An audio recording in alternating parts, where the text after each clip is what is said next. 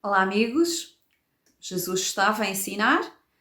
Ouvimos algumas coisas diferentes a semana passada sobre o amar o inimigo, a ponte que havia entre o Antigo Testamento e o Novo Testamento, entre a lei e os profetas, e agora este novo tempo que Jesus inaugurava com uma perspectiva mais próxima, mais clara de qual era a vontade do Pai, quem era o Pai.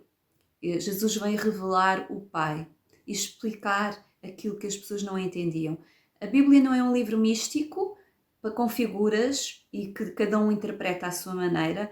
A Bíblia é um livro de revelação do coração de Deus aos homens, de uma forma que parece mais dura, como o pai tem que corrigir a criança enquanto ela está a fazer mal e ela não sabe que está a fazer mal. Assim Deus fez ao longo da história, até que vem Jesus e explica e torna as coisas muito mais fáceis de entender, mais claras.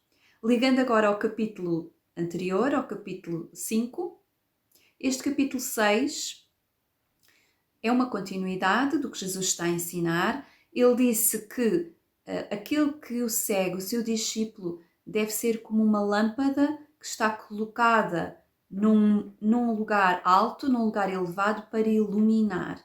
Deve ser sal, deve ser luz no meio do mundo que é trevas. Mas ele agora parece que fala aqui quase o contrário. Se por um lado diz que nós temos que ser vistos e reconhecidos como sal e luz, por outro lado ele diz que nós devemos fazer o bem em oculto. Parece um contrassenso, mas não é. Aqui ele fala no capítulo 6 da oração, do jejum, do dar a quem precisa, mas não para trazer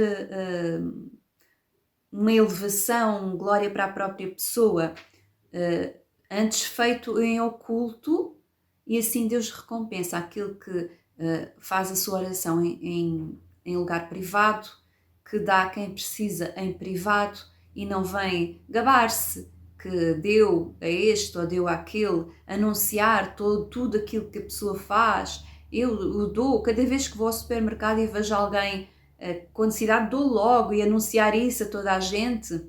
Eu sou muito bom.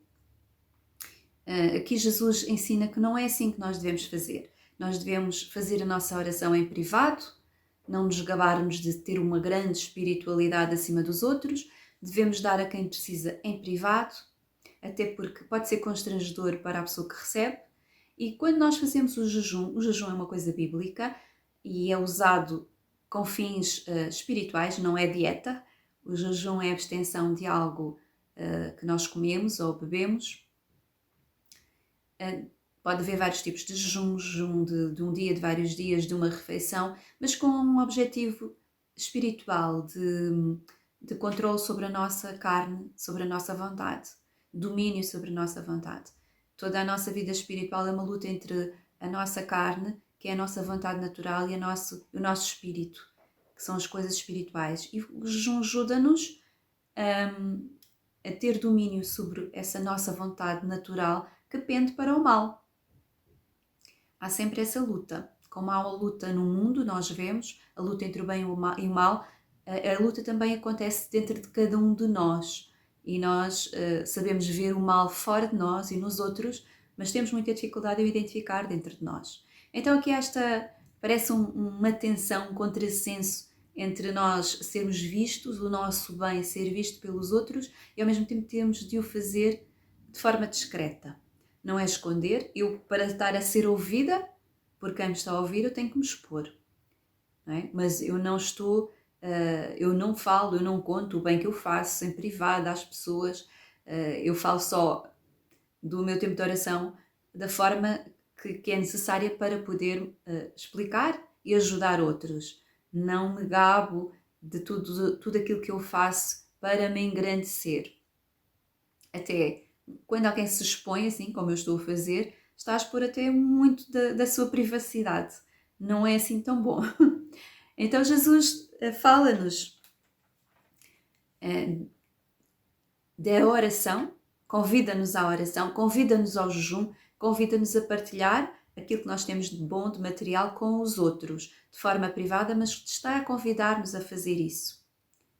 E é essencial à nossa vida, para nós crescermos, para nós sobrevivermos neste mundo, nós termos um tempo diário que se chama um tempo devocional, ou seja, um tempo de comunhão com Deus, com o nosso Pai espiritual.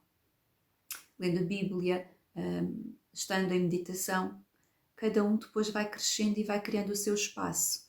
Isto é como uma relação de amor, é uma coisa pessoal, mas a Bíblia está sempre presente. A segunda parte do capítulo 6 fala dos passarinhos. É interessante, não sei se já fizeram isso. Eu às vezes observo os passarinhos e penso como é que eles conseguem viver. Quando é inverno chove imenso, como é que eles sobrevivem?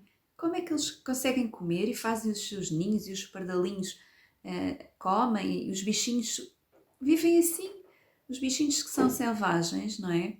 Eles alimentam-se e sobrevivem e multiplicam-se. Acho isso tão bonito. E aqui Jesus dá esse exemplo para nós olharmos para os passarinhos e vermos que Deus cuida deles. Eles encontram o alimento, eles procuram e encontram. Quanto mais Deus fará, Deus cuidará de nós. Quanto mais Ele cuidará de nós. Então Jesus está aqui a dizer-nos que nós devemos descansar nele.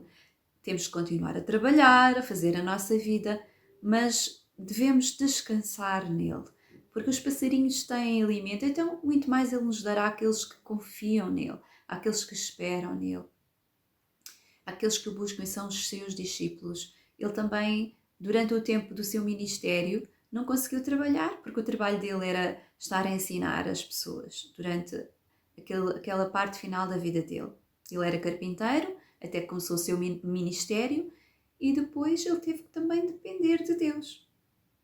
Nós temos os nossos trabalhos e muitas vezes ficamos ansiosos. Às vezes perdemos o nosso emprego e ficamos ansiosos e temos medo por causa destes tempos maus que estamos a viver. Será que vamos ter dinheiro para pagar as coisas que nós temos de pagar, para alimentar os nossos filhos? Isto é um desafio, este texto de Mateus 6 é um desafio a confiarmos nele, como os passarinhos dependem dele, assim nós devemos depender. E vejam o último versículo, como é que acaba este capítulo? Basta a cada dia o seu mal. Não devemos ficar ansiosos pelo dia do futuro, porque basta a cada dia o seu mal. Podemos prevenir-nos quando já sabemos. Há muitas histórias na Bíblia em que Deus avisou do mal que ia acontecer e as pessoas prepararam-se. Mas não significa que ficamos ansiosos e não dormimos e vivemos angustiados. Devemos fazer segundo aquilo que Ele nos vai mostrando, prepararmos-nos, ajudarmos uns aos outros, mas em paz. Um abraço.